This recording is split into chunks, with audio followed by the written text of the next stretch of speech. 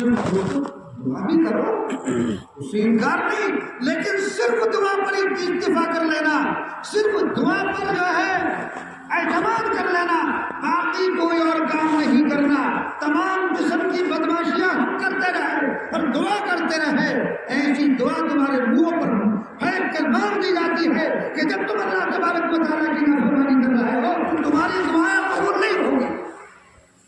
حدیث شریف میں موجود ہے کہ بعض آدمی اللہ تبارک و تعالیٰ کی بارگاہ میں دعا کرتا ہے، یا رب یا رب، پکار رہا ہے، لیکن کھانا حرام، پینا حرام، بیمار حرام، تو اللہ کی بارگاہ میں ایسی دعا قبول ہوگی؟ رسول اللہ صلی اللہ علیہ وسلم نے فرمایا جو جسم حرام سے پناہ بڑا ہو وہ جہنم کا زیادہ مستحق ہے۔ تمہاری دعا قبول ہوگی جب پیٹ میں تمہارے مالے حرام اتر رہا ہے۔ حجاج بن یوسف اپنے زمانے کا بہت بڑا ظالم مشہور ہے۔ تو صوفیہ کی ایک جماعت تھی جو مستجاب دعوات اللہ تبارک و تعالیٰ کی بارگاہ میں جو دعا کرتے وہ دعا اللہ کی بارگاہ میں قبول ہو جاتی ہے۔ حجاج بن یوسف کو فکر ہوا کہ کہیں ایسا نہ ہو کہ یہ بد دعا کر دے اور میں ہلاک اور تباہ اور برباد ہو جاؤں۔ حجاج بن یوسف نے کیا کیا؟ سخت دعوت کر دی، اور دعوت کر کے جب وہ کھانا کھا کر چلے گئے تو دیکھو کیسا اس کا ایمان پختہ تھا، یقین پختہ تھا۔ وہ کیا کرتا؟ میں ان کی بد دعا سے مطمئن ہو گیا، اس لیے کہ مال حرام ان کے پیٹ میں رہتا ہے، مال حرام ان کے پیٹ میں ڈال دیا اور ان کی بد دعا سے میں مطمئن ہو گیا ہے، اب مجھے کوئی فکر نہیں ہے۔ تو جب مال حرام پیٹ میں اترے گا دعا مانگو گے، دعا قبول ہوگی، ہرگز نہیں ہمیں قبول ہوگا۔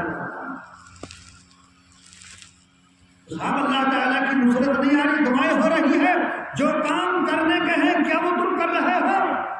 اللہ تبارک و تعالیٰ کے جو احکامات ہیں ان کی پابندی کیوں نہیں کر رہے؟ جب کرو گے تب اللہ کی مدد آئے گی۔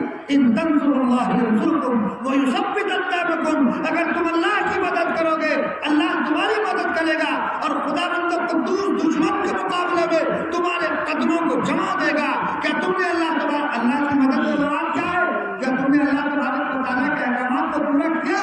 کیا تم نے شریعت مطہرہ کے مطابق زندگی گزاری؟ کیا تم نے سود لانا چھوڑا؟ سود عام ہوتا جا رہا ہے، جسے دیکھو سود لے رہا ہے۔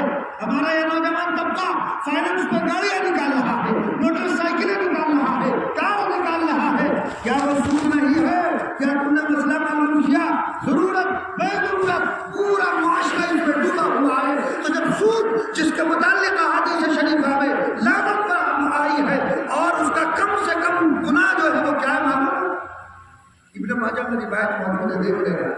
ہلکے درجے کا گناہ یہ ہے کہ اپنی ماں کے ساتھ 70 مرتبہ زنا کرنا، یہ ہلکا درجے کا گناہ۔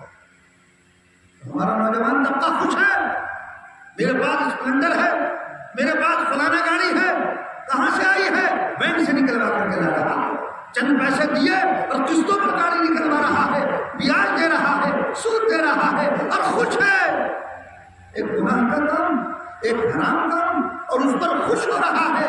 تو اللہ تبارک و تعالیٰ کی مدد کیسے آ سکتی ہے؟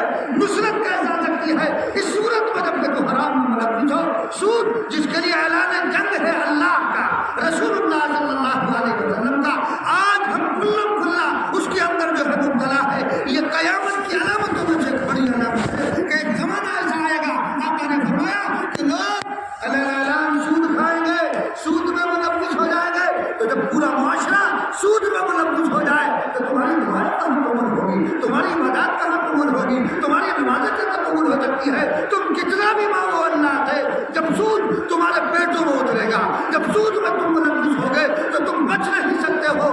اللہ کا جب عذاب پھر آئے گا اور اللہ جب تمہیں گرفت میں لے گا اور گھیرے میں جب لے گا تو تم بچ نہیں سکتے ہو۔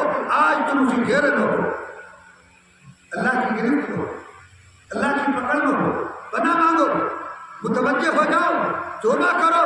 اس لیے دوستو سود جیسی لعنت ہم اس میں ملوث ہیں، اس لیے فائنانس پر گاڑی مت لو، ضرورت بے ضرورت ہے نہیں ہے میرا، اور وہ تو لے ہی رہا ہے گاڑیاں، موبائل لیے جا رہے ہیں، قسطوں پر موبائل خریدے جا رہے ہیں، ہر چیز قسطوں پر خریدی جا رہی ہے، سود پر خریدی جا رہی ہے، کوئی جو ہے امتیاز باقی نہ رہا ہو۔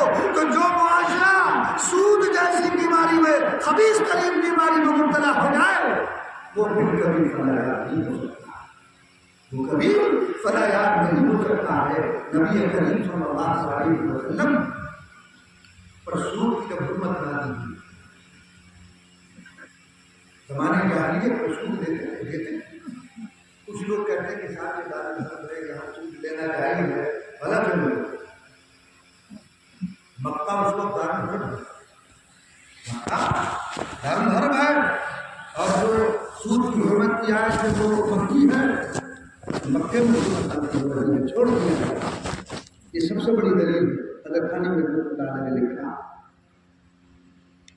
تو بعض لوگ سود ہی کو جائز کرتے ہیں، اللہ تعالیٰ حفاظت فرما۔ تو بہرحال تو جو معاشرہ سود میں ڈوب جائے، تو معاشرہ اللہ کیسے پا سکتا؟ نہیں پا سکتا۔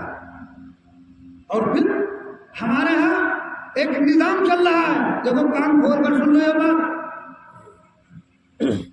ہمارے یہاں طلاق دے دی جاتی ہے، جو وہ لڑکی مطلقہ